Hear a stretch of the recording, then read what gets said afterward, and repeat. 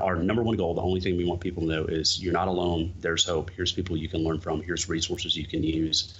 Don't suffer.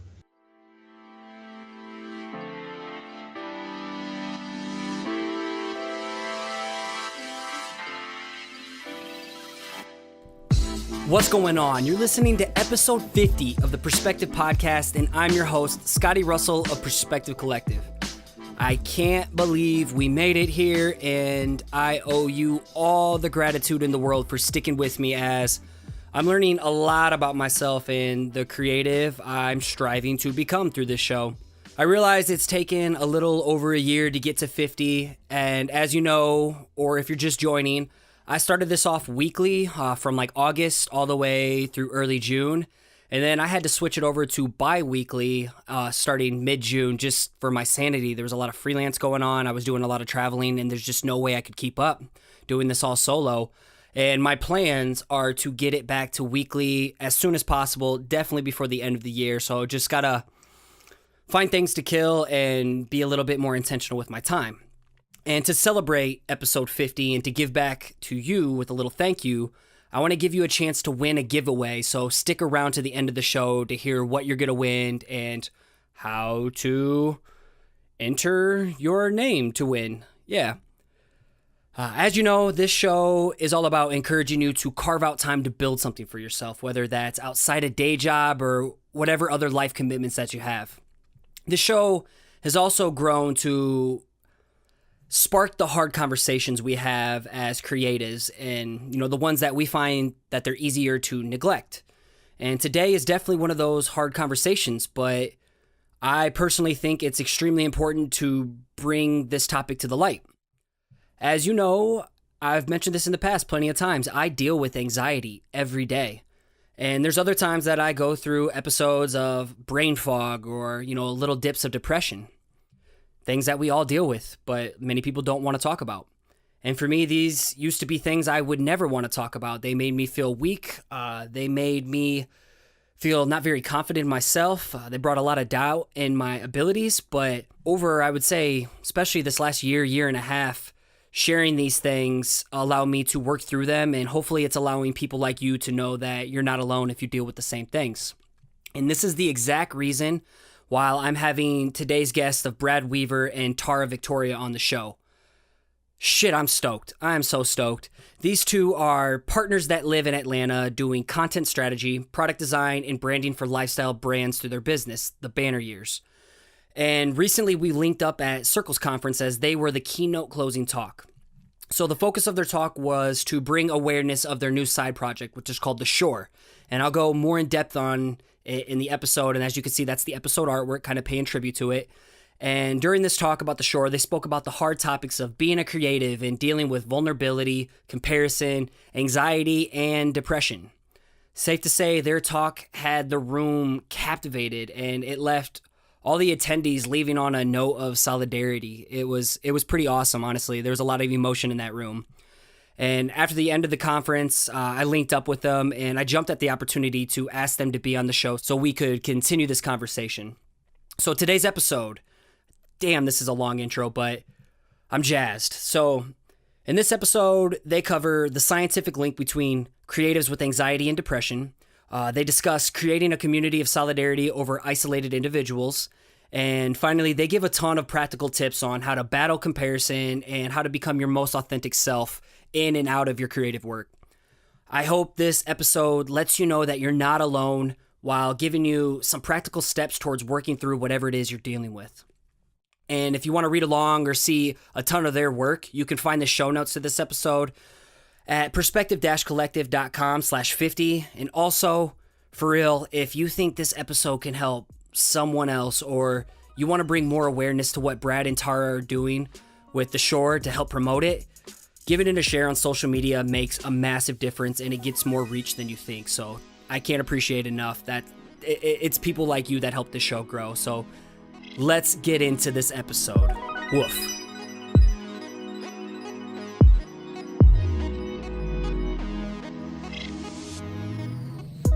Okay, on today's show, I'm joined by two talented humans I recently met at Circles Conference, and I have Brad Weaver and Tara Victoria of the Banner Years, and more recently their side project, The Shore. Welcome to the show. Thank you so much for being here. Thanks for having us. How's it going? Well, let's just dive right in. I'd like to start off. I know I got this from Master of One podcast, so you were just on theirs that's coming out, and they gave me permission to use this. So can you give me a brief Wikipedia page summary about yourselves? Yeah, sure. So I'm Brad, and that's Tara, in case you can't tell our voices apart. So we're real life partners. We got 2 kids and 2 dogs, and we run a shop here in Atlanta. We do content strategy, product design, branding for mostly direct client work. We have a couple different projects that we do directly that we'll talk about. And just, day to day, we are tattooed degenerate people who do a lot of crazy things and get to do cool stuff for our clients. And I think we just love what we do, and we get to keep fighting and doing it on our own. I've been on my own for over a decade. You've been on your own for a few years, and we just merged this company together in 2016, and been going strong ever since. Yeah. Well, first off, I want people to know that you guys do have some killer dance moves. So I've seen it out there. We were killing the dance floor. I'm known for starting dance parties. Yeah, we had the circle going. That was fun. So thanks for letting me boogie with you guys. But what kind of led you to the Banner Years, and then what is the Banner Years, and what kind of clients do you primarily focus on? What led us to it? Well, Tara, I guess I'll just speak for you. You had Hatch and Harbor. Yeah, I'm originally from Calgary, Alberta, Canada. And I was running my own studio there, specializing in branding and web. And when I moved to Atlanta, we kind of, you can explain. Yeah, Tara moved for personal reasons for our relationship, and then for a while ongoing, she kept running Hatch and Harbor from here, and I ran 9 Labs, which is what? The visa. Huh? The visa. Oh yeah, no, it's fine. But and I had an agency that got up to like a dozen people and kind of varied in size. It just got kind of burnt out. Nothing wrong with it. We were kind of moving more and more into like the enterprise UX space. And Tara and I just really like getting our hands dirty. We're not really interested in growing the Banner Years into anything bigger than when we can stay involved with our clients. If we can't stay involved, we just pass, or we'll try to manage it or whatever. So day to day, we mostly work with lifestyle brands, which is like retail, hospitality, fitness, media companies, film, TV, that kind of stuff. And we do their branding and content strategy and digital strategy. We do a lot of design work. We still do a lot of logos, a lot of user interfaces, that kind of stuff, but it's really integrated. So we tend to only have like 2 to 3 clients at a time. We weren't really hands-on with them to just build really thought out stuff. So we're moving more into that space where we're creating more tactical stuff that hopefully to get more active on Dribbble and stuff again, which both of us used to be. And we kind of have not been doing a lot of that because we've been really involved with some huge brands over the last year. Yeah. And some of the stuff we've had to like shelve until they launch it. So we haven't been able to share about it. Yeah, that's the downside. Yeah, that's the one side. Working with bigger brands. One thing we finished in like April won't be out till. Well, they still haven't launched it. It's supposed to launch this month, so we'll hopefully be able to share some of it. Yeah, but we finish cool stuff, but then we have to wait on them to finish it. So but that's and it's called the Banner Years because we're all about leading people through the process of really finding success. From a place of passion. So while we don't really run our business from passion, we run it from pragmatism. We make tough decisions. We really love working with like passion-oriented founders, like lifestyle brands specifically. And the term a banner year, which is an old sports term and stuff about just like celebrating and having a great year. We just want to help our clients have banner years since we deeply embed with them. So we create stuff to make that happen and kind of teach a man to fish, teach a woman to fish programs for them. So that's why it's called the Banner Years. There's no great story on how it came up with, other than we were driving to a concert in Athens and came up with it on the drive. I just thought it was an awesome name. I had no idea that's what it meant, but that's awesome. And I really like that badge concept that you have for it too. And I want to link up some of your guys' work that you've done over the years, especially for this too. So make sure you give me some images so I can share it with people in the show notes. Yeah. My show is all about having the hard conversations and, encouraging other creatives to let them know that they're not alone with whatever demons they're facing in the day. And that's what attracted to me with you guys with your keynote talk at Circles is that you guys were brutally honest when approaching things like anxiety and depression, you know, things that aren't easy to talk about. And you brought up a really good point that I think a lot of people lack education in, is that there is a huge difference between mental health issues and having a mental illness. And I would love to hear you kind of dive in and tear into that a little bit more. Yeah. Is that me?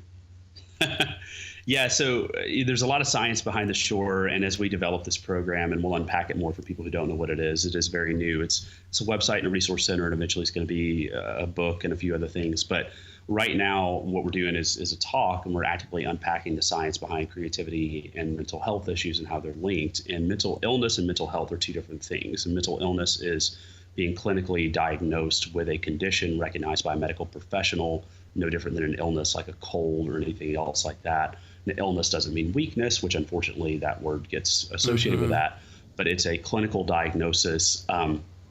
Doesn't mean that you enter a treatment program of any type, whether that's talk therapy or cognitive therapy or medication. It just means that you've got an actual medical diagnosis, and it's something that typically is caused by a physical, abnormality, a chemical imbalance or something else like that. Some are severe, like bipolar disorder or schizophrenia. Some aren't so severe, like panic disorder and anxiety or depression, which is what I have.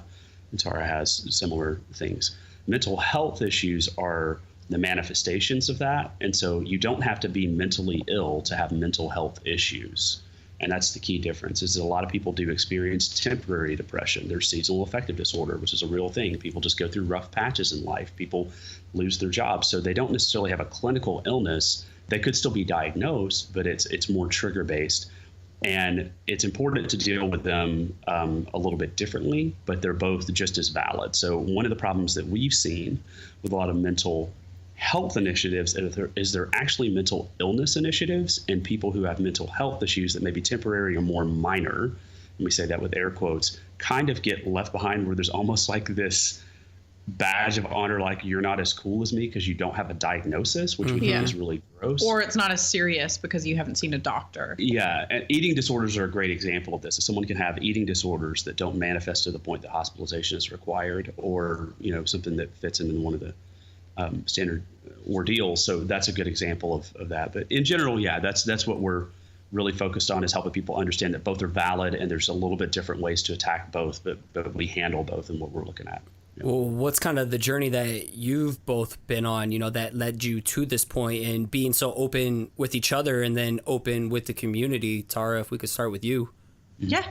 Well, I've been clinically diagnosed with anxiety and depression since I knew I had it earlier on as a child. I have memories of dealing with it from a pretty young age, but I was actually diagnosed when I was 14, and just growing up and dealing with it, and having to explain it to people over the years, kind of like, what's wrong with you? Yeah. And just noticing that it was difficult to talk to people about it, but I was always open to being open about it and being vulnerable with it.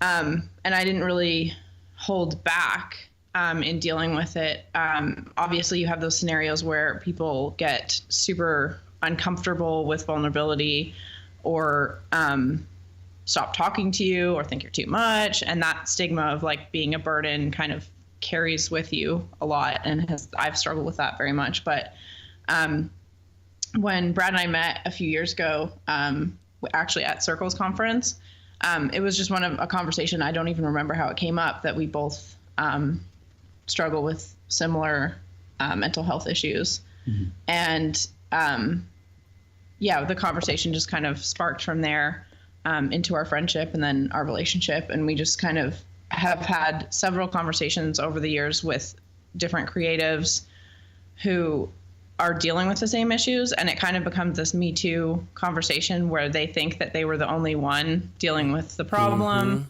or they thought they were alone, or they thought that if they ever said anything to someone, people would think that they were crazy. And it's kind of, you have all of these thoughts, especially with anxiety, you have all these thoughts in your head that you feel like if you actually try to articulate them to somebody, as they're like leaving your mouth, you're like, this sounds completely crazy. And yes. Watching the person's reaction and stuff. So having that happen once or twice, a lot of people just shut down completely.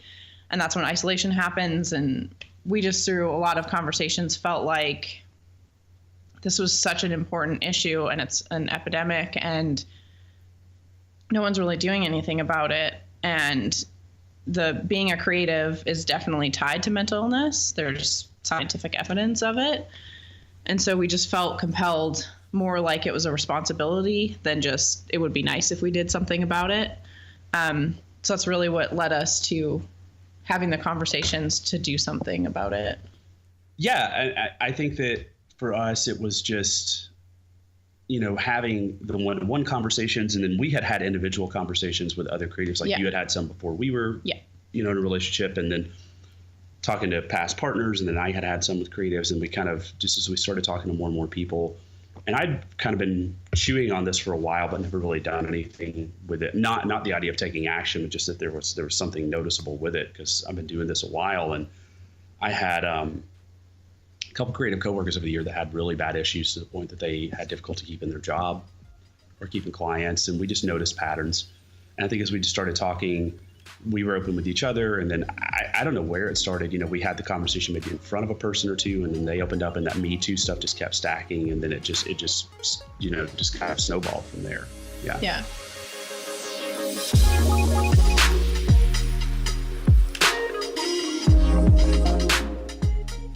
Well, I know for me, anxiety, I pretty much live scared a little bit each day that I could have a panic attack and lose control. Like the first time I lost control, I thought I was dying. I thought I was having a heart attack. Like my whole world went black and white. Like I was in the middle of an argument with my wife, and I went downstairs to just like disconnect, and then it just all happened. And like I came upstairs, she was just like trying not to be around me, and I literally thought I was dying, so she had to go rush me to the ER.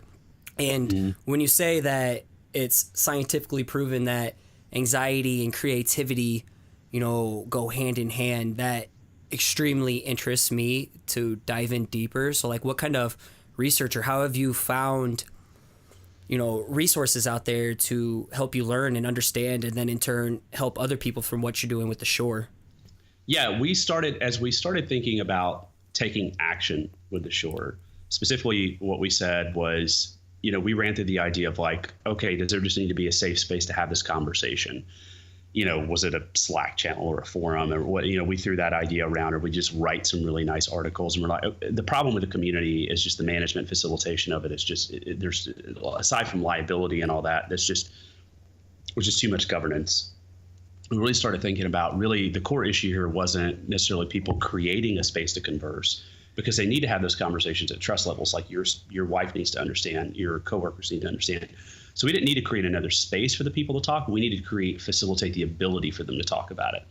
We needed to facilitate for the ability for them to articulate it.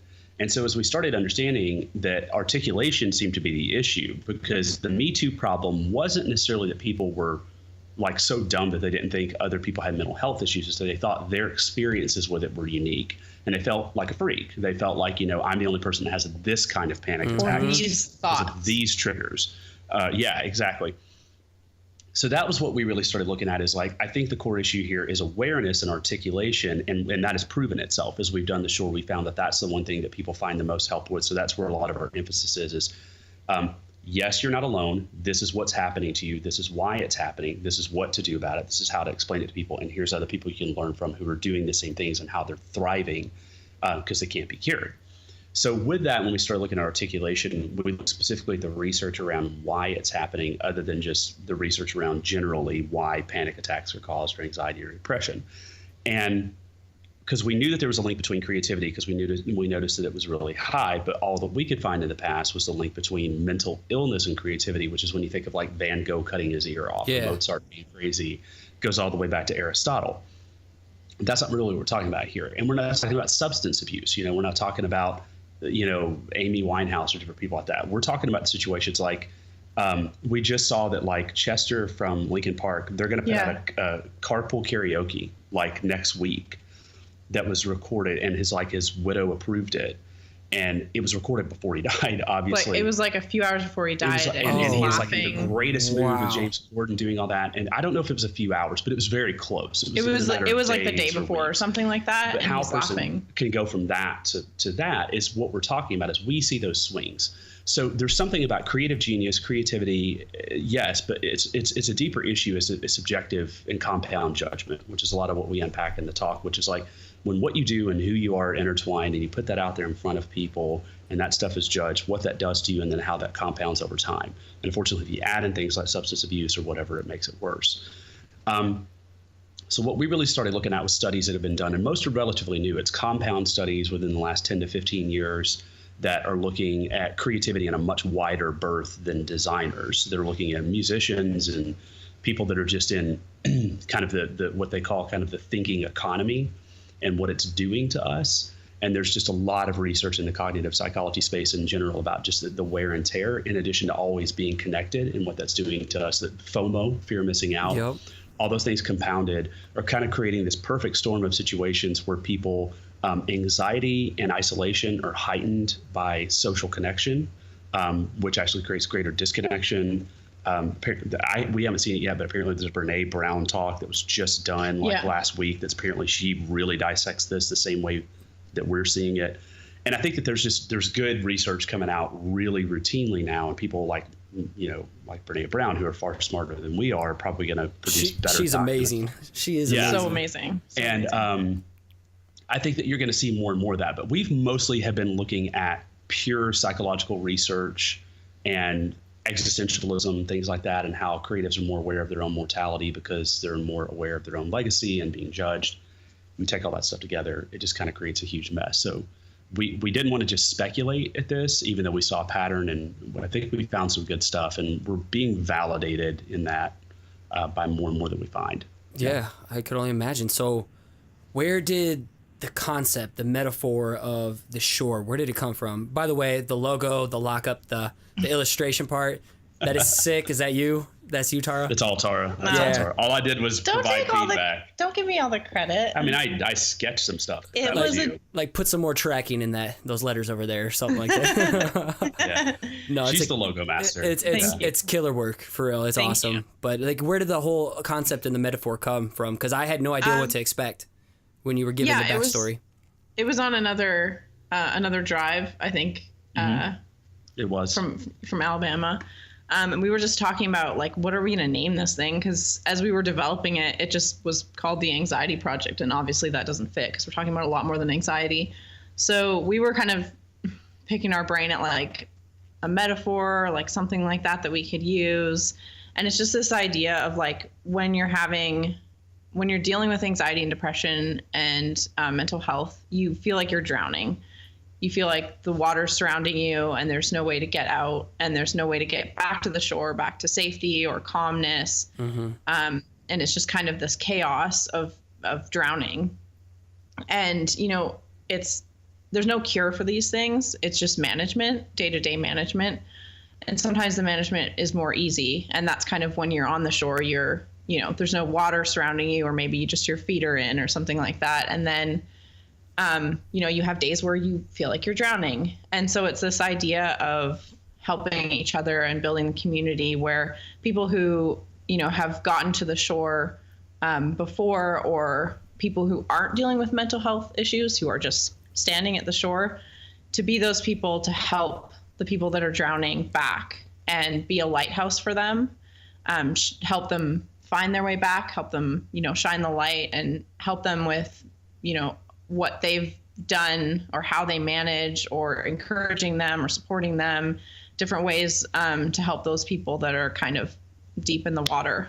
One thing we had said is, like, the shore is always there and water's always there. So, like, that's the thing with mental illnesses. There's no cure. Mental health, there's no cure. Sometimes you can just kind of be out and you can kind of swim in it and you can kind of embrace it. Like, I'm actually kind of depressed right now while we're on this podcast. I've been dealing with some stuff. Nothing actualized. I've just been in a bit of a bout. The black dog's kind of here around the house a little bit. Nothing I can do about it.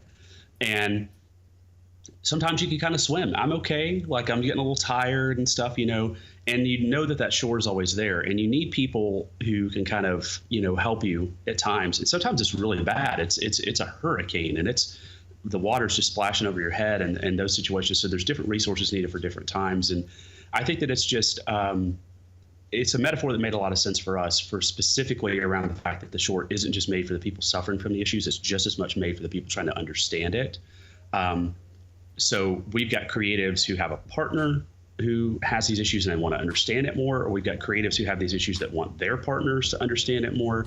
And in both scenarios, it's just as much about educating people on how you can be helpful, other than telling people when you're having a panic attack, you're going to be fine. You're not actually dying, as you know, and I know, having panic attacks. So that doesn't help me one damn bit. No. So how do you actually help? And specific to creative stuff, why is that stuff happening? So that's the long-term goal here. So we felt it was just a really good representation of that. Yeah.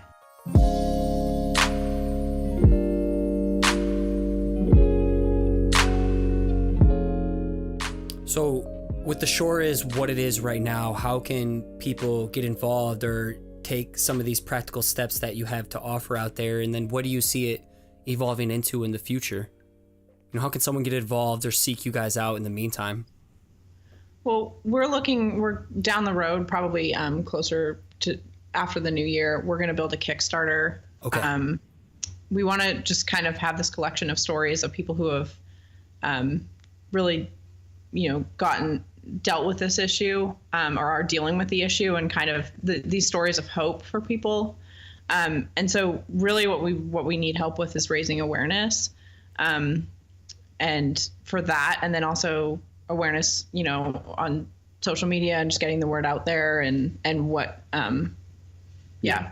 Specifically, what we're looking to do is we're looking at creatives across the spectrum, not just designers and photographers and UX people and stuff like that. We're looking at chefs, musicians, actors, writers, people in the creative craft who have mental health issues and live with them. And we want people to learn from that, because there's people who are also coping well that can just be encouraged the fact that they can keep coping, and that the people they look up to are have these issues and are coping. And there are people who aren't coping that can learn. So we're looking for people who are brave enough to actually be interviewed.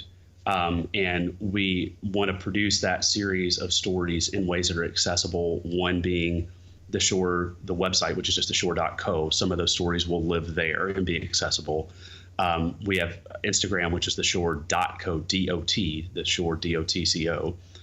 Twitter, Facebook, and so on. And we'll be sharing that stuff for kind of a Me Too conversation, because people jump in at any point. They're going to start looking for help, and then they'll go back and digest more of these stories. But we want to create some type of anthology in a print format, specifically, is what we want to do, similar to like what The Great Discontent has, or Serial, or another magazine of that caliber.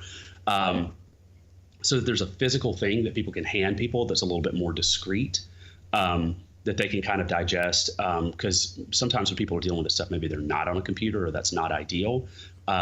We are trying to figure out if there's a way to make it accessible to people who can't afford it or keep costs down. We, are doing this out of a labor of love. The banner years. Yeah, this isn't a moneymaker. We're doing our client work. We also have Start and Build, our thing that's revenue generating for us. So whether it's a Patreon or a Kickstarter or some combination thereof, or a partner, we just want to produce something physical, other than it just being a website and getting lost in the noise. It has a little bit more permanence to it, because visually we picture that 20-year-old, designer huddled in the corner of her kitchen in the middle of the night, not sure if she can even hang on for another day. And she's just losing it, and she feels alone. And having this magazine that somebody hopefully got to her, and she reads a story from like this designer or writer that she really looks up to, who has gone through the same thing and is telling her, you can get to the other side of this, and here's how I got to the other side of it, and I'm living with it day in and day out. We feel that's the most impactful thing. So engaging with us for awareness, we need help finding those people to interview. Yeah. There's a lot of people we have targeted that we're going to share a list of, like, can somebody get us to this person? We feel like they're a good fit because they've shared this, that they have these issues, or identifying people that would be vulnerable and that to be interviewed in some capacity, one of the three capacities. We may do a podcast. I don't know. We got to make sure what fits, where we can live, to get as much information about there as possible. For our number one goal, the only thing we want people to know is you're not alone. There's hope. Here's people you can learn from. Here's resources you can use. Don't suffer.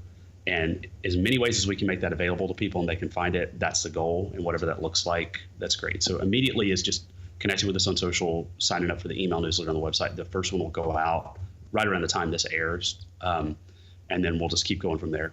And the website's being built out right now, but it'll be live by the time this airs. It'll be live by the time this airs. Probably. That's rad. That's so awesome of you guys. For people like me, I wish these are things that I was able to talk about or had people like you to reach out to when this happened like 4 or 5 years ago, when I really, started dealing with the anxiety and things. Felt like I was drowning. So I can't tell you how much I appreciate what you guys do.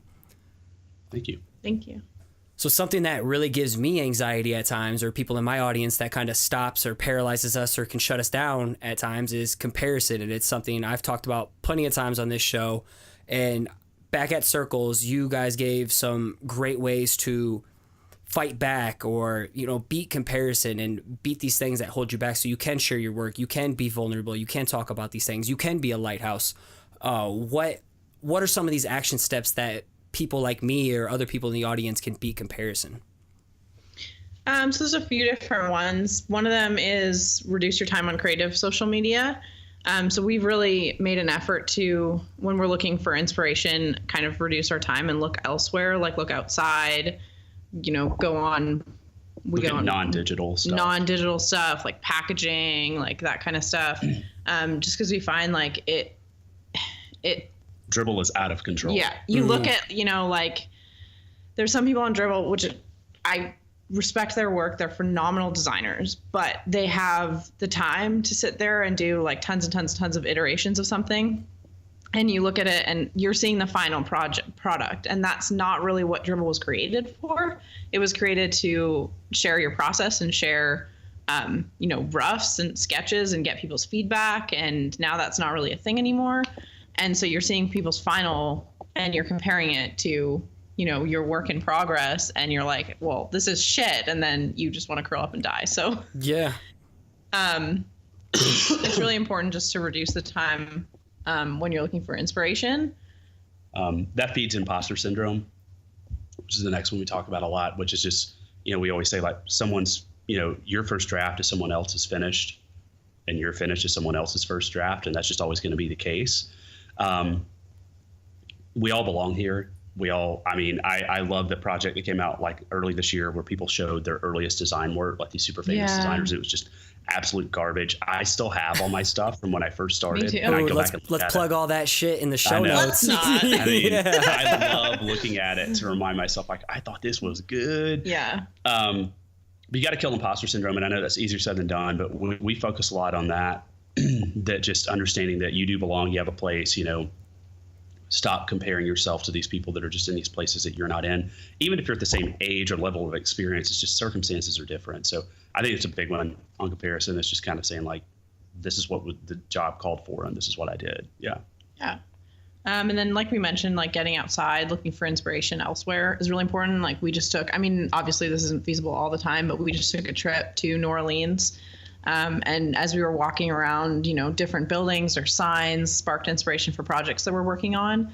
And it's really helpful, and it gives you inspiration that you can really hold on to and create something without that comparison eating at you. Yeah.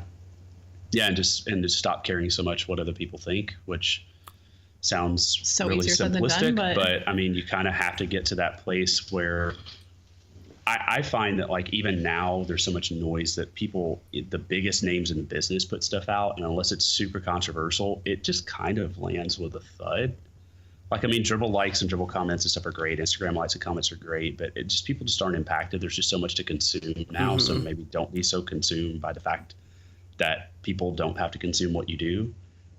Just kind of roll with it. That's what I like to call it as is you can't make everyone happy. You are not pizza. So you got to stop caring what people think. And that's how I remember it, because growing up, I tried to be pizza my whole life. So that one really hits home most to me. So sorry to interrupt you. I thought that one was good. Oh, no. Yeah. Another big thing is identify your negative centers. So I recently did like a purge of my Instagram followers because the people I was following, because I found that like you get lost in that trap of scrolling through Instagram, and you're comparing what other people are wearing, not just designs. You're comparing their bodies. If you're following a bunch of fitness celebrities, you're comparing their houses. So I went through everyone and I was like, is this helpful to my mental health? Like, is this helping me day to day? Am I looking at this person's feed and comparing myself to them? And so things like that, like unfollow those people. Think about when you have those thoughts of comparison, what were you doing? What were you looking at? And try to, if you can eliminate them completely, try to be aware of, how you were feeling, what was triggering it, maybe journal about it, just stuff like that to be aware of it. It's a lot easier to deal with it if you know what's causing it. Yeah. Yeah. Negativity centers are a big one. Sometimes it's people, like sometimes it's toxic people, co-workers or people in your co-working space, or just, don't show your work to these people that create, really. So there's a lot to that. Yeah. And then just, the last one is just a phrase I throw around a lot is done is better than perfect. I did a talk for Envision a couple years ago on that. It's just being okay with okay. We ship at the Banner Years. That's huge for us. My last 2 agencies, we had to just ship it, posters all over the office. And I think that we have just become so infatuated with not shipping anything now. So that's got to change. Definitely. Yeah. It's your 80 and 90% is always better than someone's 0%. So put it out there. Yeah. And perfectionism is not real. So it can't be achieved. So stop trying to achieve it.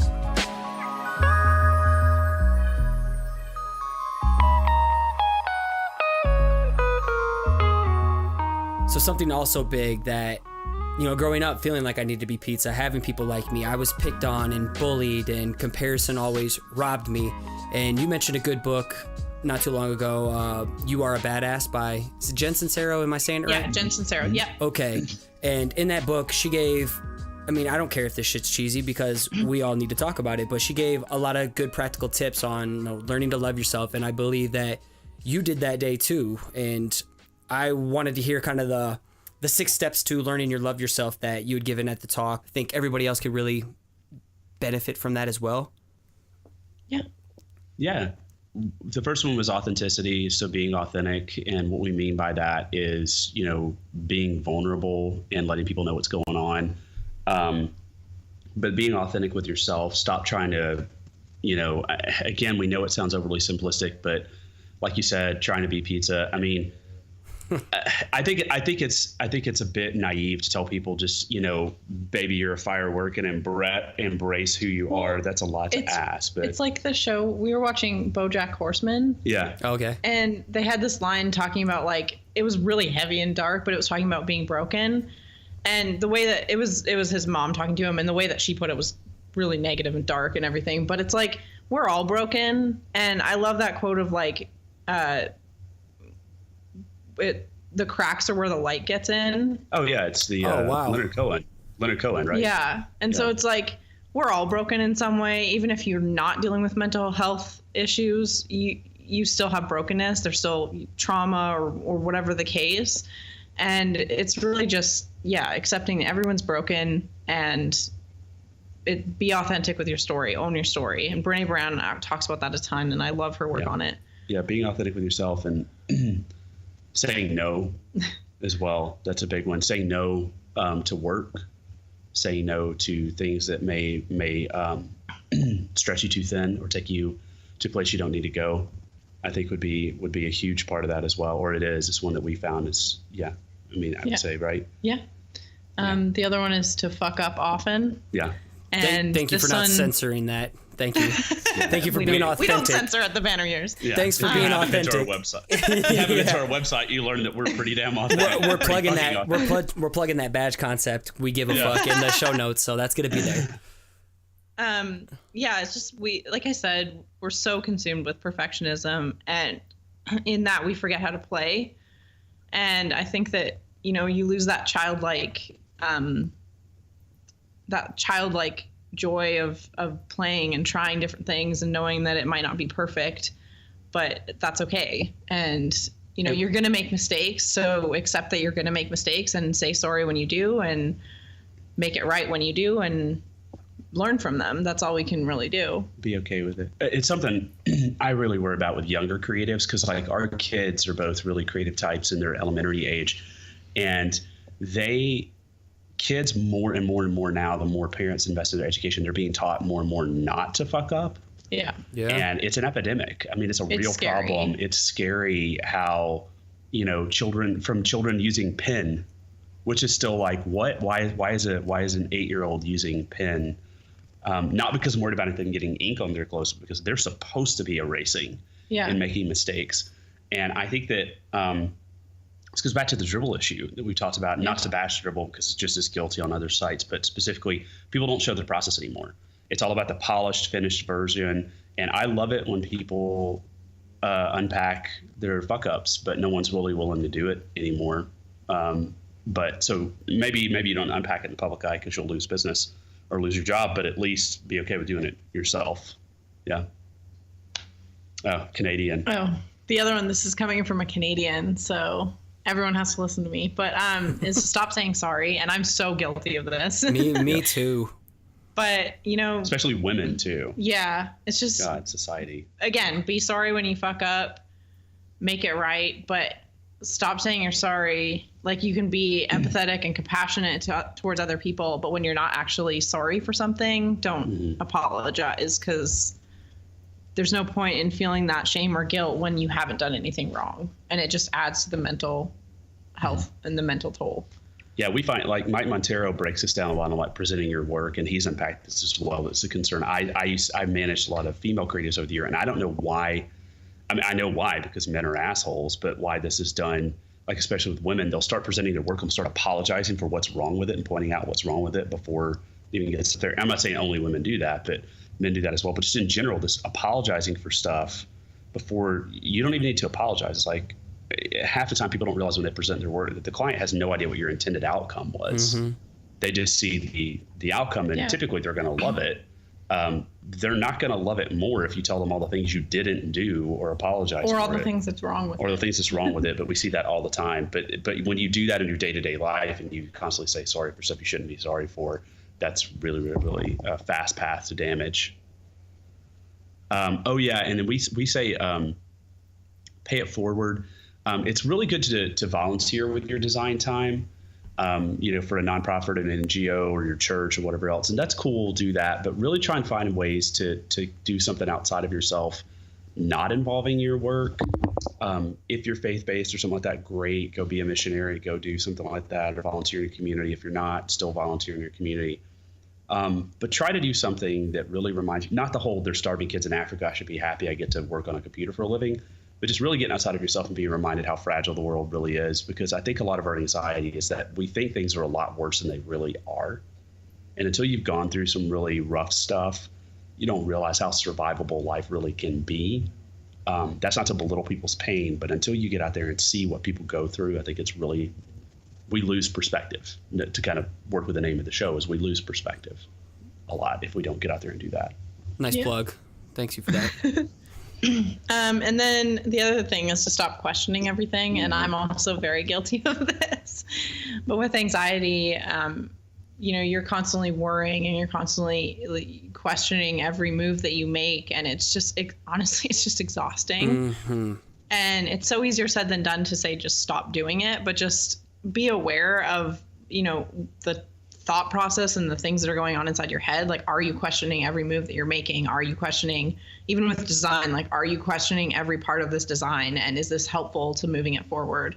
Or should you just, again, keep playing and fucking up and trying different things and go outside and look for inspiration, like that kind of stuff? Like, just stop questioning and being inside your head. And it's helpful too to communicate that to somebody. Like, I'm just, really questioning this, really struggling with this, worrying about it. And even if you don't want to communicate what the worries are because you feel like you sound like you're crazy, just communicate that you're struggling with that and try to, talk through it with somebody is really helpful too. Definitely. Well, we talk about how important play is.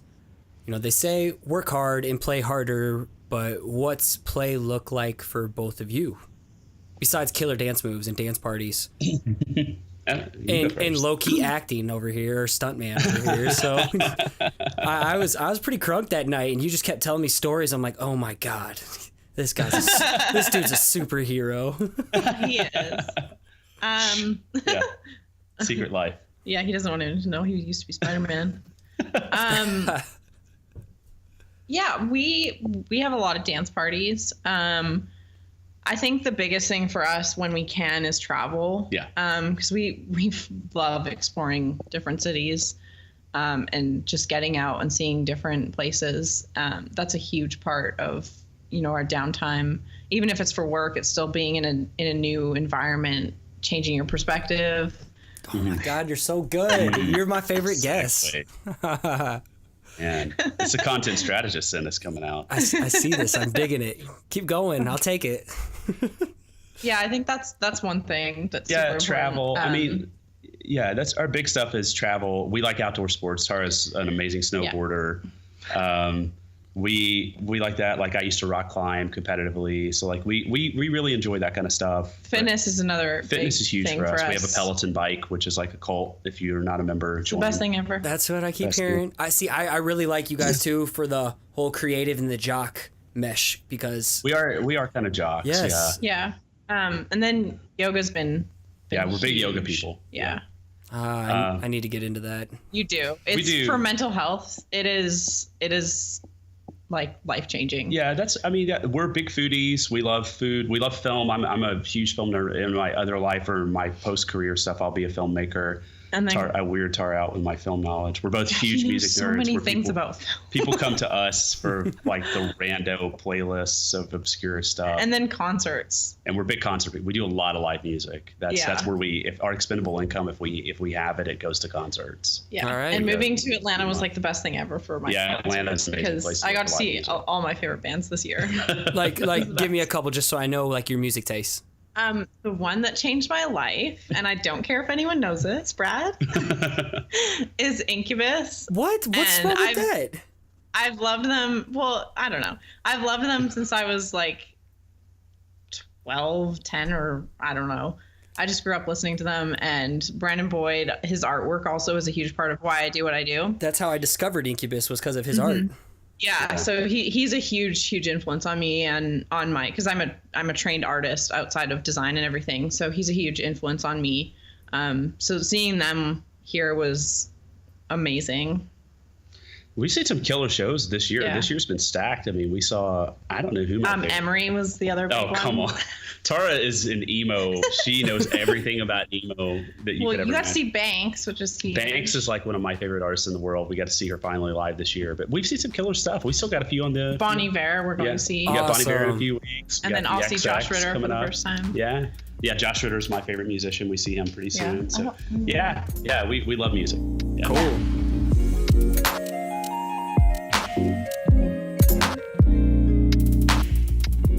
You guys ready to go to rapid fire question mode? Yeah. We'll finish this up. We're entering OT now. This is my favorite question. If you were on death row, what would your last slice of pizza be? And if you don't like pizza, just make some shit up. Barbecue chicken. Oh man, deep dish from Gino's East in Chicago. Yeah? All right. That was very specific. Oh man, this is the best in Chicago. Some people get really specific on this. I'm cool with that. Any place specific with your barbecue chicken? I don't want to say. What, Mellow Mushroom? Panago. Oh, Panago, which is like a Canadian chain. You guys don't have Panago? No, we talked about this. We have Mellow Mushrooms, though. Oh my God. Panago is the best ever. Oh my gosh. Okay. The dudes at Master of One podcast, one of the dudes said his favorite was Totino's. I'm like, or Red Baron. 99-cent Totino's pizza. Come on, man. I miss Panago now.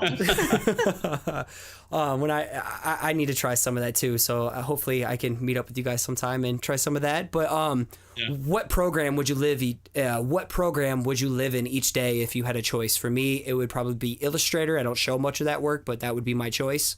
Mine would probably be Illustrator because branding is my heart and soul. So.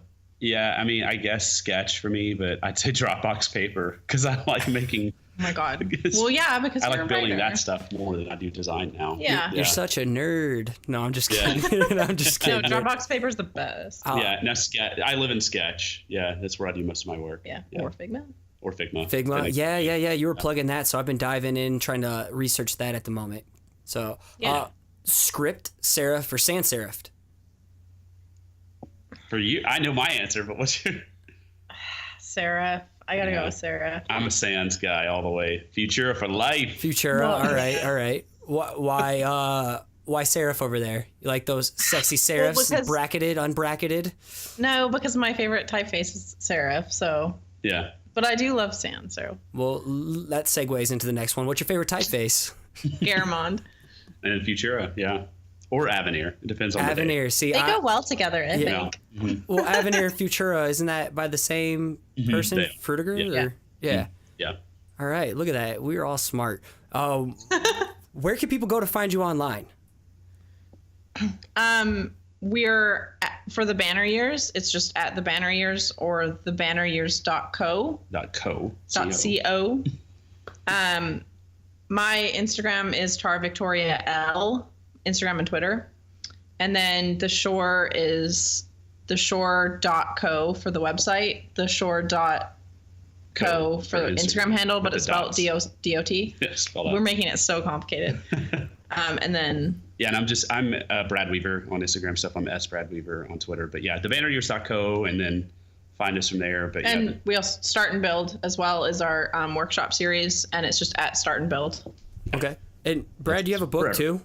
Creative Truth book? I do have a book, Creative Truth. We're piloting, or we're migrating that to what we're calling Start and Build. So it's falling under the Start and Build umbrella, but it's how to start and build a profitable design business. So it's Creative Truth, how to start and build a profitable design business. But we're just calling it Start and Build now. It's a little simpler. But yeah, Creative Truth on Amazon. I think it's still got a solid 5-star rating. I don't know. I'll link it. I have it linked up in planning to in the show notes, and I will purchase that as well to support you because it sounds like something I could use.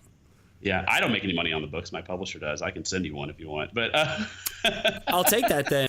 But if you've got, it's everything from inception of starting a creative business all through building it, partnership, how to shut it down. So it's 300 pages, and when people actually get their hands on it, if my publisher ever does their job and promote it, it's actually a pretty awesome book. But it's kind of hard to get the word out on it with us doing client work day to day. Well, and I know you guys have insane conference schedule next year. You know, if people want to know how to get involved with the workshops and stuff, they go to what's the website?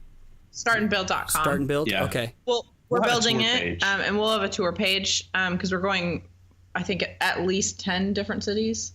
But if you guys go to thebanneryears.co, we'll have a tour page up on there. It'll be up really I believe soon. I saw a spot where you can sign up for the newsletter for updates and stuff. Yes. Is that right? Mm-hmm. Okay. Absolutely. Awesome. Well, for real, thank you guys so much for being on the show. Like, it meant the world to me for saying yes and making it happen so quickly. You guys are making a huge impact on other creatives like me who used to be scared to talk about this shit, and I hope more people are able to hear this. Your message gets shared. I'll play my part in sharing and connecting you with anybody I possibly can, and just thank you so much for opening up and being kick-ass vulnerable people. We appreciate you. Yeah, thank you. Yeah. All right, guys, have a good one, and I'll stay in touch.